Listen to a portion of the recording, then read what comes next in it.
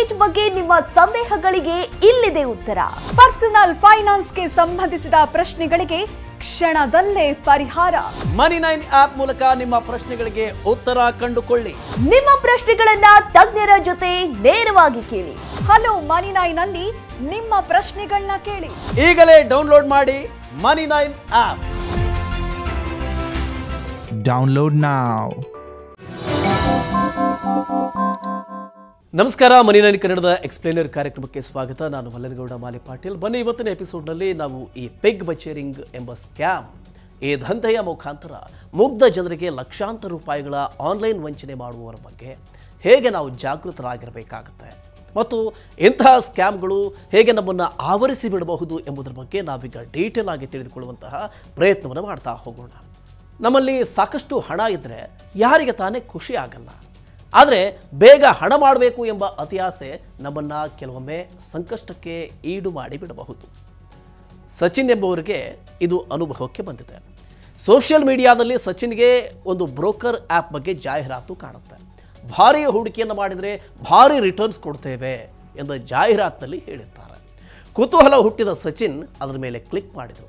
ಹಾಗೆ ಕ್ಲಿಕ್ ಮಾಡ್ತಾ ಇದ್ದ ಹಾಗೆಯೇ ಅವರ ಇನ್ಬಾಕ್ಸ್ನಲ್ಲಿ ಇಮೇಲ್ಗಳ ಸುರಿಮಳೆನೇ ಬಂದು ಬಿತ್ತು. ಅದನ್ನೆಲ್ಲ ನೋಡಿದ ಸಚಿನ್ ಕೂಡ ತಡ ಮಾಡದೆ, ಯೋಚನೆಯನ್ನು ಮಾಡದೆ 3 ಲಕ್ಷ ರೂಪಾಯಿ ಹೂಡಿಕೆಯನ್ನು ಮಾಡಿದರು. 2 ವಾರಗಳ ನಂತರ ಅದೊಂದು ಸ್ಕ್ಯಾಮ್ ಅನ್ನೋದು ಅವರಿಗೆ ಗೊತ್ತಾಯಿತು. ಒಂದು ಜನಪ್ರಿಯ ಆ್ಯಪ್ ರೀತಿಯಲ್ಲೇ ಕಾಣಿಸ್ತಾ ಇದ್ದಿದ್ದರಿಂದ ಸಚಿನ್ ಬಹುಬೇಗ ಮೋಸ ಹೋಗಿದ್ರು.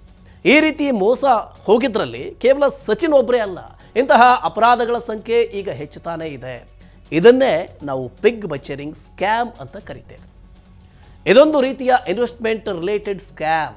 ಸೈಬರ್ ಕ್ರಿಮಿನಲ್ಗಳು ನಕಲು ಹೂಡಿಕೆ ಆ್ಯಪ್ಗಳನ್ನು ಮತ್ತು ವೆಬ್ಸೈಟ್ಗಳನ್ನು ರಚಿಸಿಕೊಂಡು ಇದರಲ್ಲಿ ಹೂಡಿಕೆ ಮಾಡಿ ನಿಮಗೆ ಭಾರೀ ರಿಟರ್ನ್ಸ್ ಬರುತ್ತೆ ಅಂತ ಜನರನ್ನು ಯಾಮಾರಿಸ್ತಾನೆ ಇರ್ತಾರೆ. ಸೊ ಇಂತಹ ಮೋಸದ ಪ್ರಕರಣಗಳು ಹೆಚ್ಚುತ್ತಾ ಇರೋದ್ರಿಂದ ಹೂಡಿಕೆದಾರರಿಗೆ ಈ ಬಗ್ಗೆ ಸ್ಟಾಕ್ ಮಾರ್ಕೆಟ್ ಎಕ್ಸ್ಚೇಂಜ್ಗಳು ಮತ್ತೆ ಮತ್ತೆ ಎಚ್ಚರಿಕೆಯನ್ನು ಕೊಡ್ತಾ ಇವೆ. ನ್ಯಾಷನಲ್ ಸ್ಟಾಕ್ ಎಕ್ಸ್ಚೇಂಜ್ ಅಥವಾ NSE ಎಚ್ಚರಿಕೆಯನ್ನು ನೀಡಿದೆ. ಕೆಲವರು ತಾವು ಪ್ರತಿಷ್ಠಿತ ಸಂಸ್ಥೆಯವರು ಅಂತ ಹೇಳಿಕೊಂಡು ಜನರನ್ನು ಮತ್ತೆ ಮತ್ತೆ ಯಾಮರಿಸ್ತಾನೆ ಇರ್ತಾರೆ. ಭಾರತದ ಮತ್ತು ಅಂತಾರಾಷ್ಟ್ರೀಯ ಮೊಬೈಲ್ ನಂಬರ್ಗಳನ್ನು ಅವರು ಕೊಡ್ತಾರೆ. ವಾಟ್ಸಾಪ್ ಗ್ರೂಪ್ಗಳು, ಟೆಲಿಗ್ರಾಮ್ ಚಾನಲ್ಗಳು, ಫೇಸ್ಬುಕ್ ಮತ್ತು ಇನ್ಸ್ಟಾಗ್ರಾಮ್ ಚಾನಲ್ಗಳ ಮಾಹಿತಿಯನ್ನು ಅವರು ಕೊಡ್ತಾರೆ. ಸೆಬಿ ಸ್ಟಾಕ್ ಎಕ್ಸ್ಚೇಂಜ್ಗಳ ನಕಲಿ ಸರ್ಟಿಫಿಕೇಟ್ಗಳನ್ನು ಕೂಡ ಅವರು ತೋರಿಸಿ ಮೋಸ ಮಾಡ್ತಾರೆ.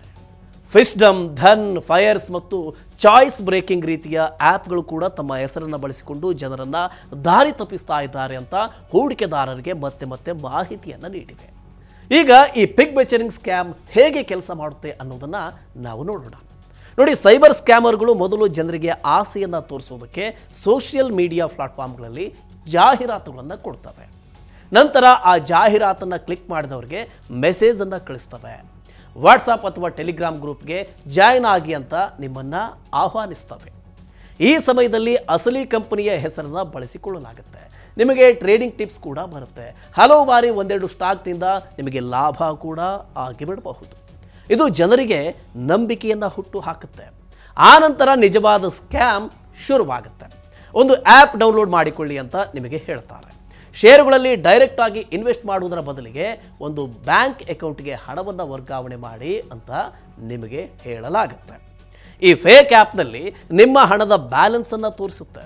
ನೀವು ರೆಗ್ಯುಲರ್ ಮಾರ್ಕೆಟ್ನಲ್ಲಿ ಟ್ರೇಡ್ ಮಾಡೋದಿಲ್ಲ, ಬದಲಿಗೆ ಪ್ರೈಮರಿ ಮಾರ್ಕೆಟ್ನಲ್ಲಿ ಟ್ರೇಡ್ ಮಾಡ್ತೇವೆ, ಅಲ್ಲಿ ನೀವು ನೇರವಾಗಿ ಇನ್ವೆಸ್ಟ್ ಮಾಡೋದಕ್ಕೆ ಆಗಲ್ಲ ಅಂತ ನಿಮ್ಮನ್ನು ನಂಬಿಸಿ ಬಿಡ್ತಾರೆ. ಅದೇ ಕಾರಣಕ್ಕೆ ನಿಮ್ಮ ಹಣವನ್ನು ಇನ್ನೊಂದು ಬ್ಯಾಂಕ್ ಅಕೌಂಟ್ಗೆ ವರ್ಗಾವಣೆ ಮಾಡಬೇಕಾಗುತ್ತೆ ಅಂತೆಲ್ಲ ನಿಮಗೆ ಹೇಳ್ತಾರೆ. ವಾಸ್ತವ ಸಂಗತಿ ಏನಪ್ಪ ಅಂದರೆ ಇದು ಆ ಮೋಸಗಾರರ ಬ್ಯಾಂಕ್ ಅಕೌಂಟ್ ಆಗಿರುತ್ತೆ. ನಿಮ್ಮ ಹೆಸರಿನಲ್ಲಿ ಯಾವ ಇನ್ವೆಸ್ಟ್ಮೆಂಟ್ ಕೂಡ ಆಗೋದಿಲ್ಲ. ಅದಕ್ಕೆ ಇದನ್ನು ಪಿಗ್ ಬಚೇರಿಂಗ್ ಸ್ಕ್ಯಾಮ್ ಅಂತ ಕರೀತಾರೆ. ಈ ಅವಧಿಯಲ್ಲಿ ಪ್ರತಿ ವಾರ 30ರಿಂದ 40% ರಿಟರ್ನ್ ಗ್ಯಾರಂಟಿಯನ್ನು ನೀಡಲಾಗುತ್ತೆ ನಿಮಗೆ. ಹೀಗೆ ಈ ಮೋಸಗಾರರ ತಂತ್ರ ಗೊತ್ತಾದ ನಂತರ ಇಂತಹ ಸ್ಕ್ಯಾಮ್ಗಳಿಂದ ನಮ್ಮನ್ನು ರಕ್ಷಿಸಿಕೊಳ್ಳುವುದಾದರೂ ಹೇಗೆ ಅಂತ ನಾವು ತಿಳಿದುಕೊಳ್ಬೇಕಾಗತ್ತೆ.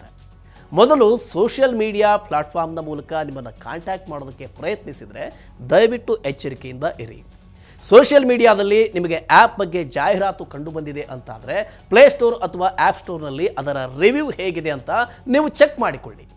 ಸೆಬಿ ವೆಬ್ಸೈಟ್ನಲ್ಲಿ ರಿಜಿಸ್ಟರ್ ಮಾಡಿದ ಬ್ರೋಕರ್ಗಳ ಲಿಸ್ಟನ್ನು ಒಮ್ಮೆ ಚೆಕ್ ಮಾಡಿ. ಭಾವನಾತ್ಮಕವಾಗಿ ಒತ್ತಡ ಅಥವಾ ಭಾರಿ ರಿಟರ್ನ್ ಬರುತ್ತೆ ಎಂಬ ಅತಿ ಆಸೆಯಿಂದ ಹಣಕಾಸಿನ ನಿರ್ಧಾರವನ್ನು ದಯವಿಟ್ಟು ಮಾಡಬೇಡಿ. ಯಾವುದೇ ಹೂಡಿಕೆಯನ್ನು ಮಾಡೋದಕ್ಕೂ ಮೊದಲು ಸರಿಯಾಗಿ ರಿಸರ್ಚ್ ಮಾಡಿ ಅಥವಾ ಸಂಶೋಧನೆಯನ್ನು ಮಾಡಿ ಆ ವಿಷಯದ ಬಗ್ಗೆ ಸರಿಯಾಗಿ ತಿಳಿದುಕೊಳ್ಳಿ. ಓಕೆ, ಈ ರೀತಿಯ ಇನ್ನಷ್ಟು ಮಾಹಿತಿ ಮತ್ತು ಪರ್ಸನಲ್ ಫಿನಾನ್ಸ್ ವಿಚಾರಗಳಿಗೆ ಡೌನ್ಲೋಡ್ ಮಾಡಿ Money9 ಕನ್ನಡ ಆ್ಯಪ್ ಹಾಗೂ ಯೂಟ್ಯೂಬ್ನಲ್ಲಿಯೂ ಸಬ್ಸ್ಕ್ರೈಬ್ ಆಗಿ, ಲೈಕ್ ಮಾಡಿ, ಶೇರ್ ಮಾಡಿ. Thank you.